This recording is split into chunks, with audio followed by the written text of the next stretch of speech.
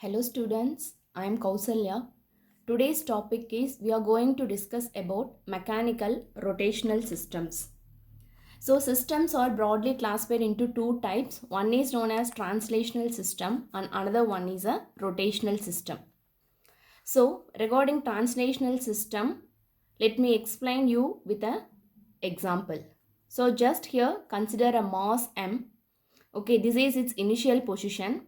We are applying some force here. Okay, let the force here applied be some F. When you apply a force, this mass m moves from this position to this position. Okay, that is the mass is moved from its original position to the final position. So this produces a displacement. Okay, that is it covers some x distance. So whenever an object moves front or back, okay, it covers some distance, then the corresponding system is known as translational system. When we apply force on an object or mass, it moves some distance. Okay, that is known as translational system. And the next one is rotational system. So here, as the name indicates, rotation, that is an object rotates with respect to some fixed point or reference point. So here, this is your reference point. With this point, initially the mass m is in this position. When you apply some torque over it, okay, when some torque T is applied, automatically this mass m rotates about this fixed reference point, that is it rotates like this.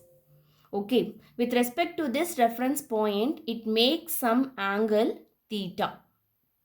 That is, this is its initial position. When torque is applied, it moves over this distance and reaches its final position. So here, the displacement is measured in terms of theta as the object mass m rotates with respect to some fixed point or reference point. The next one is we are going to see about what are all the elements which are used in this rotational system. So here the first element is nothing but moment of inertia of mass.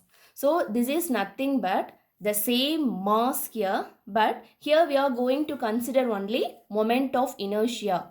So it is represented by the symbol J. And the next one is dashpot with rotational frictional coefficient. Again the symbol is same here. That is, this is the symbol of your dashpot, same as your mechanical translational system. And the third one is torsional spring. Again here we are having a spring with some elasticity. And here it is denoted by the symbol K. And the next one is we are going to discuss about what are all the symbols used here. So here in this case, as I already said, we are representing the new position with respect to some theta. So here theta is the angular displacement and this displacement is measured in radians. Okay, this is the unit. And when you differentiate angular displacement, you will be getting angular velocity. That is, we are differentiating this angle with respect to some time t. So d theta by dt is nothing but angular velocity and its unit is radian per second.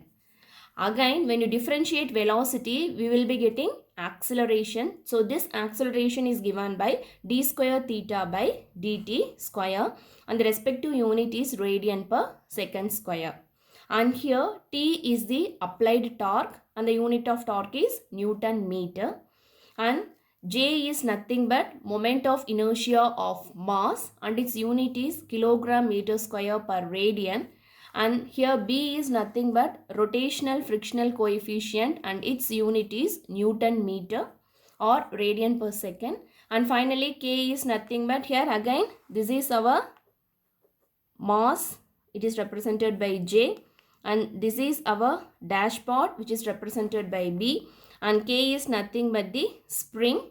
So stiffness of the spring and its unit is Newton meter per radian. Okay, next we are going to discuss about the torque balance equations of idealized elements. So now I am going to explain how we are going to write the torque balance equations. So first we are considering moment of inertia of mass. It is represented by the symbol J, and here T is the applied torque. Due to this torque, this theta is the angular displacement, right? So T is represented, this is applied torque, and Tj, it is nothing but opposing torque produced by this moment of inertia of the body. So here this opposing torque will be directly proportional to the angular acceleration. So it is represented as d square theta by dt square. Again, by Newton's law, here the applied torque will be equal to opposing torque. So here T is the applied torque and Tj is the opposing torque, and so that is finally equal to J into d square theta by dt square. Here J is the proportionality constant. And the next one is we are going to discuss about dash part. So here this is the dash part, its one end is fixed, and here we are applying a torque T and the respective angular displacement is theta. So here the force balance equation, that is the opposing torque produced by this dash part B, will be directly proportional to the angular velocity. So when you include proportionality constant, this becomes B into d theta by dt, right? And the next one is, and again here applied torque will be equal to opposing torque. So here T is the applied torque and TB is the opposing torque. So T is equal to TB. And here the next one is, here this dashpot is connected between two elements, that is two masses. So here this is your applied torque T and this is your initial displacement due to this torque, that is theta 1, and the another displacement is theta 2. Since this B is connected between these two elements, while writing the expression, so the torque produced by this dashpot is directly proportional to its velocity. So d by dt of theta 1 minus theta 2, since we are considering this dashpot, that is this dashpot, we are considering only this torque T. So here is the torque T applied. So we are writing it as theta 1 minus theta 2. Okay, while solving problem, you will be much more clear, right? So when you insert the proportionality constant, so TB will be equal to, that is B into d by dt of theta 1 minus theta 2, and again here this applied torque is equal to opposing torque. So T is the applied torque and TB is the opposing torque. So T is made equal to TB. And the last one is, we are going to discuss about this spring. So here again the spring is connected to a fixed point, and the other end we are applying a torque, and theta is your angular displacement. So the opposing torque produced by this spring will be directly proportional to the theta. So when you insert proportionality constant, we can write it as Tk is equal to K into theta. So by Newton's law, applied torque will be equal to opposing torque. So that is equal to K theta. And the next one is, again this spring is connected between two masses, and here we are considering the initial displacement, that is we are considering the mass m which is present here. So the respective displacement is theta 1.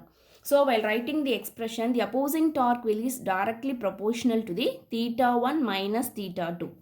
So here when you insert proportionality constant, Tk is nothing but K into theta 1 minus theta 2, and again by Newton's law, applied torque is equal to opposing torque, that is equal to K into theta 1 minus theta 2. And the last one is, we are going to see how we are going to take Laplace transformation.